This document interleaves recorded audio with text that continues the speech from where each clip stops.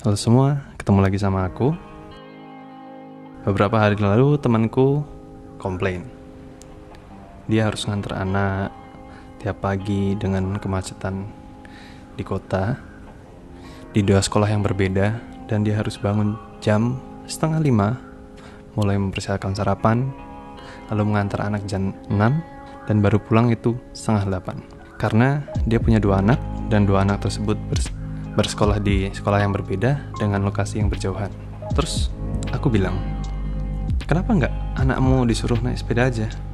Kan mereka udah gede toh. Terus dia bilang gini, nggak bisa, soalnya di Jogja itu ramai banget jalannya, apalagi untuk cewek. Masa naik sepeda dari poin A ke poin B sejauh itu naik sepeda dengan jalan ramai? Terus aku mikir, lah kenapa enggak? Dulu aku juga gitu. Wah nggak bisa, pokoknya nggak bisa. Ini itulah, nanti jalannya rame, banyak motor, banyak mobil, nanti takut ketabrak, gini gitulah, segala macamnya. Terus aku mikir, lah kok aneh? Zamanku dulu kayaknya fine-fine aja dengan jalan seperti itu, meskipun ya aku akui nggak seramai sekarang. Terus oke deh, kalau dia nggak mau nyuruh anaknya naik sepeda, it's fine. Kalau gitu kenapa nggak naik bus aja? Oh udah pernah itu naik bus, tapi berangkat jam berapa, nanti sampainya jam berapa, sering banget telat. Loh, emang bus separah itu ya di Jogja ya? Terus aku mikir, kenapa gak aku coba naik bus aja, itu kan? Apakah benar bus di Jogja memang separah itu? Terus aku cobain deh. Perjalanan dari rumah ke halte sudah memakan waktu 10 menit. Ya karena memang halte di Jogja gak terlalu banyak dan lokasinya lumayan jauh, but it's okay. Masih di jarak waktu yang sangat memungkinkan untuk jalan kaki. Tapi ada tapinya. Tapi perjalanan itu tidak menyenangkan. Pertama, aku harus melewati trotoar yang nggak jelas fungsinya apa. Ini mixed function banget trotoarnya. Ada yang untuk parkir lah, ada yang trotoarnya ditanamin pohon sampai jalannya sempit, dan trotoarnya juga nggak rata. Aku berjalan selama 10 menit ke halte. It's fine. Itu masih di jarak yang aman. Masih bisa lah untuk jalan kaki. Lalu aku harus menunggunya lumayan lama, yaitu 17 menit sampai busnya datang. So lah. Menurutku maksimal 15 menit, but 17 menit nggak beda jauh.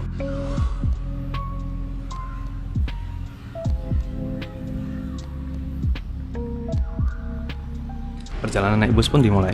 Di perjalanan ini aku harus transit 1 kali untuk berganti bus untuk mencapai tujuanku.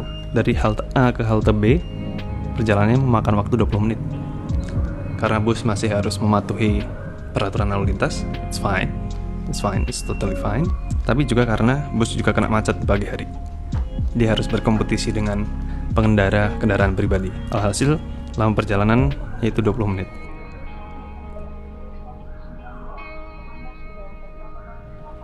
Sampai di halte B, aku masih harus nunggu lagi selama 20 menit lagi. Tuh, aku nunggu di halte B, sempat ada bapak-bapak dari Dishub yang melakukan pengecekan berkala. Terus aku curhat gitu dengan bapaknya. Pak, ini kok busnya lama banget ya Pak? Saya udah nunggu dari tadi ini. Bisa tolong nggak Pak? Saya ngajukan komplain gini. Oh ya, besok ini masukannya saya terima dulu. Besok waktu rapat kami sampaikan. Oh iya Pak, tolong sampaikan mungkin perbanyak armadanya Pak. Ini saya nunggu udah lama banget ini dari tadi.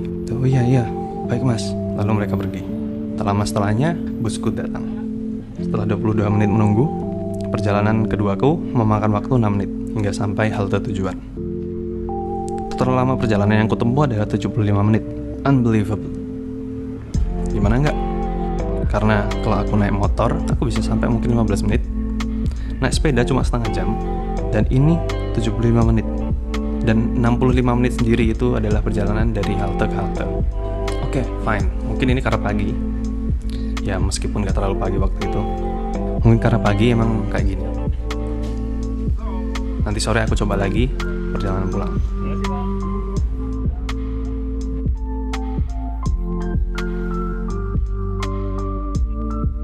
Perjalanan selanjutnya dimulai dari kampus.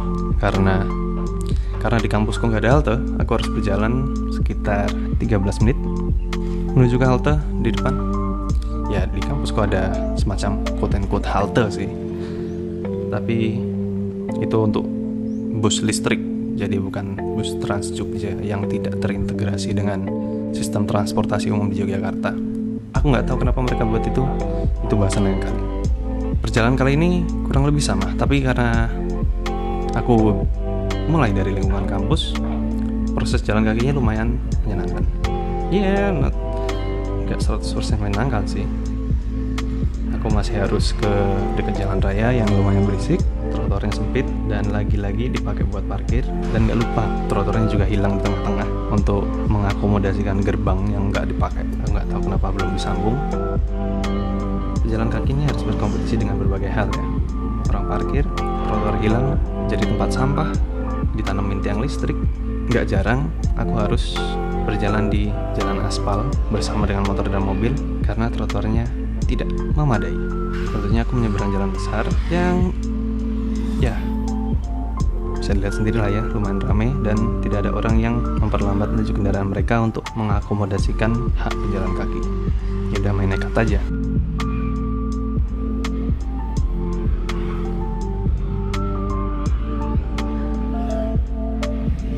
Setelah sampai di halte, aku harus menunggu lagi selama 20 menit.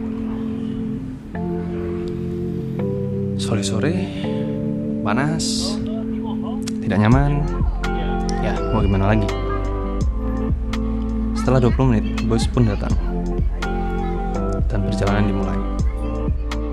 Kali ini perjalanan menempuh 29 menit lamanya. Setelah itu aku harus turun di halte Portable dan aku harus berjalan 6 menit menuju lokasi. Dan saat berjalan pun aku harus bersaing dengan pohon yang ditanam di trotoar yang menyebabkan trotoarnya hancur dan trotoar hilang. Seringkali tiba-tiba hilang, tiba-tiba muncul, dan aku harus menyeberang jalan yang ramai di lampu merah yang sekali lagi mereka tidak memberikan jalan untuk para pejalan kaki. Jadi aku harus nunggu waktu yang tepat. Trotoar sempit. Untuk jalan di Timoho, trotoarnya lumayan bagus. Ada sebuah barrier yang jelas membedakan antara jalan raya dan trotoar. Namun lagi-lagi karena trotoarnya tidak pernah dipakai, itu kotor dan banyak orang yang menggunakannya sebagai lahan parkir. ATM lama banget di situ. Termasuk ini, sebuah ATM. Akhirnya setelah berjalan selama 6 menit, aku sampai ke lokasi tujuanku. Total lama perjalanan kali ini adalah 68 menit, 1 jam lebih. Tidak beda jauh dengan perjalanan sebelumnya. Dan total perjalanan dalam bus adalah 49 menit, hampir 50 menit, 1 jam kurang 11 menit. Aku jadi sadar kenapa orang-orang Jogja nggak mau pakai bus kemana-mana. Pertama, artinya nggak deket. Meskipun itu bisa diargumenkan, tapi menurutku ya orang Jogja itu malas jalan kaki. Jadi halte nggak deket itu signifikan.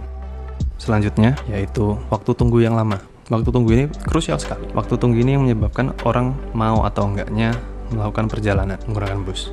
Yang ketiga, bus masih bersaing dengan kendaraan-kendaraan bermotor. Jadi mau kamu naik bus atau enggak, kamu juga masih kena macet. Kamu masih kena hiruk-pikuk jalan di Jogja. Kalau jam macet, kamu kena macet lama banget. Kalau jam nggak macet, ya mungkin agak lancar, tapi juga tetap kena dampak. Yang ketiga, alasan lain mengapa bus kurang diminati adalah karena jalurnya tidak jelas.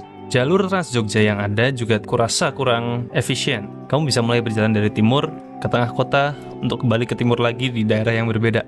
Dan kalaupun kamu mau ke tengah kota ke suatu tempat, kamu bakal harus transfer bus beberapa kali. Ya mungkin jalur yang dulu seperti itu juga, namun kurasa yang kali ini cukup berbeda. Dan kalau kalian melihat peta jalur Trans Jogja di halte bus, biasanya petanya sudah sangat pudar warnanya sehingga sulit membaca jalurnya, dan jalurnya sering menumpuk, yang itu membuat banyak orang bingung dan orang lebih mengandalkan staf penjaga halte untuk memberikan mereka arahan. Itulah yang menjadi masalah kenapa orang-orang nggak mau menggunakan Trans Jogja. Ngapain aku naik Trans Jogja kalau perjalananku 5 kali lebih lama daripada naik motor? Atau perjalananku masih 30 menit lebih cepat menggunakan sepeda. Ya meskipun sepeda juga jarang digunakan di Jogja, tapi naik sepeda itu masih lebih efektif meskipun harus bersaing dengan kendaraan-kendaraan seperti motor dan mobil yang tidak memberikan jalan dan melaju dengan kencang kalau ada orang yang menyeberang. Menggunakan Trans Jogja sangat-sangat tidak efisien. Apalagi dengan waktu tempuh yang lama. Waktu adalah uang, jadi mending aku naik motor. Lagi pula ngapain aku bayar bus tiap hari kalau aku bisa beli bensin tiap hari. Bensin murah, cuma 50.000 bisa seminggu, dan itu bisa kemana-mana, nggak cuma di jalur-jalur bus doang. Itulah masalahnya di sini. Orang-orang nggak punya alasan untuk naik bus di Jogja. Aku pernah lihat sebuah quote di internet.